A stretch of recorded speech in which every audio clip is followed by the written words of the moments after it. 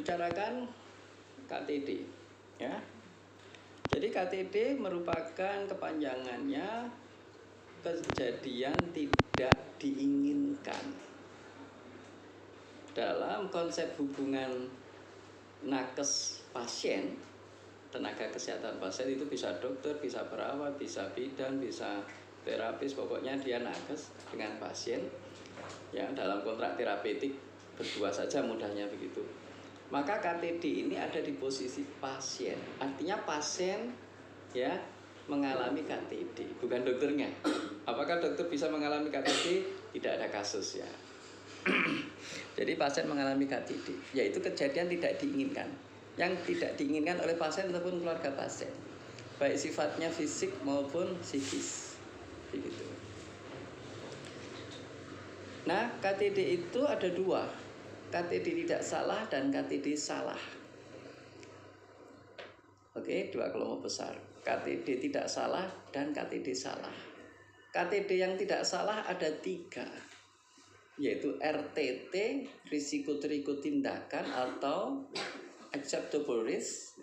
Dua, RTLB, risiko tak layak bayang atau unforeseeable risk atau unpredictable risk.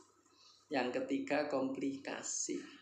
Tiga ini tadi merupakan risiko medis ya, yang KTD tidak salah. Kemudian KTD salah ada dua kelompok besar. Satu, salah tersembunyi ya. Yang dua, salah aktif ya. Salah tersembunyi disebut juga latent error. Latent error itu atau salah tersembunyi ada tiga. KHC, yaitu kejadian hampir celaka atau near miss.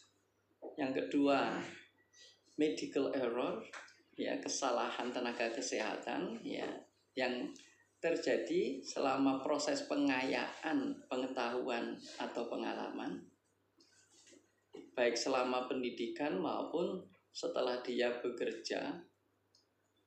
Yang ketiga, malmanagement, artinya manajemen yang buruk dari suatu pelayanan kesehatan. Itu disebut salah tersembunyi. Disebut tersembunyi karena pasien tidak tahu. Ya. Kemudian yang ketiga, salah aktif.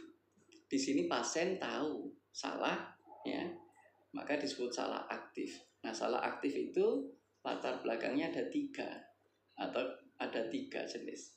Satu yang disebut dengan kelalaian atau negligence, lalai, lupa, jadi tidak ada unsur menyengaja.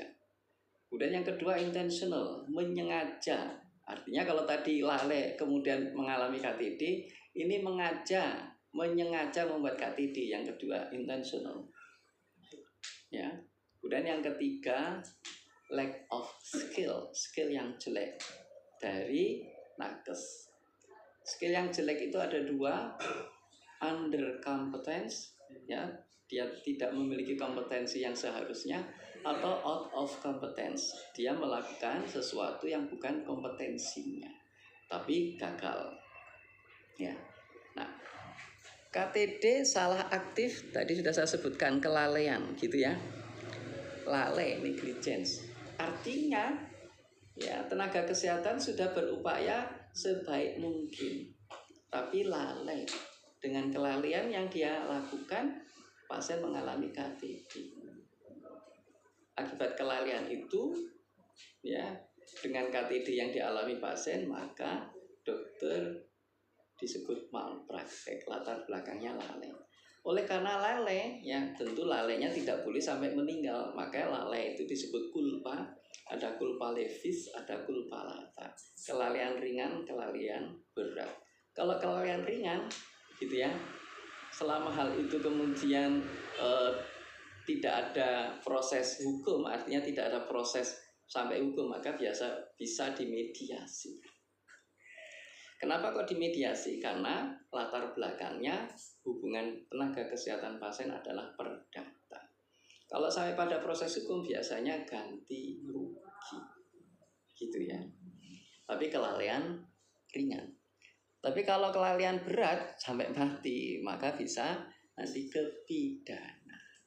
Gitu ya. Yang kedua, menyengaja, intentional, merugikan pasien. Kalau menyengaja ya merugikan pasien, ya itu sudah lagi bukan perbuatan terkait perdata, karena namanya menganiaya, maka langsung kena pidana. Pidananya penganiayaan. Kalau itu menyengaja, maka bisa masuk malah kegiatan penganiayaan yang direncanakan. Tentu menjadi immoral dan bisa langsung ke pidana. Tidak perdata. Jadi, tapi untuk mengetahui sengaja itu harus dicari motifnya nanti. Itu urusannya hakim polisi. Kemudian yang ketiga, lack of skill. Yang tadi ada dua, lack of skill itu. Nah, lack of skill ini terkait dengan kemampuan skill dari nakes. Kalau dia itu harusnya mampu, tapi tidak mampu, artinya under competence. Dan tidak mampu tetap melakukan, misalnya loh, tidak mampu harus tidak melakukan kan, atau dia merujuk tapi dia tetap melakukan dan salah, maka kesalahan itu disebut under competence. Tentu kesalahannya tergantung tadi KTD-nya ya, ringan atau berat. Kalau ringan bisa perdata, kalau berat bisa pidana. Tapi kalau dia tidak tahu harusnya rujuk, konsepnya begitu ya. Kemudian yang kedua, out of competence.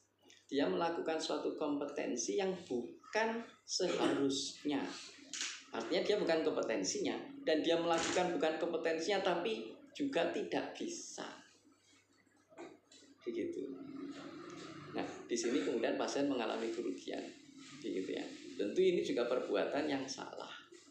Ataupun dia sebetulnya melakukan out of competence tapi tidak ada KTD, ya sebetulnya salah. Cuma karena tidak ada KTD kan kemudian tidak ada tuntutan, pasiennya sembuh, begitu.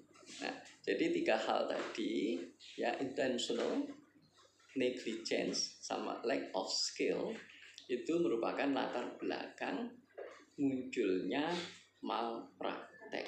Nah, kalau kasusmu tadi ya, apakah betul peristiwanya masuk malpraktek dalam kategori ini? Nah, kita nanti analisis ya peristiwanya begitu. Jadi itu KTD salah ya, yang salah aktif ada 3.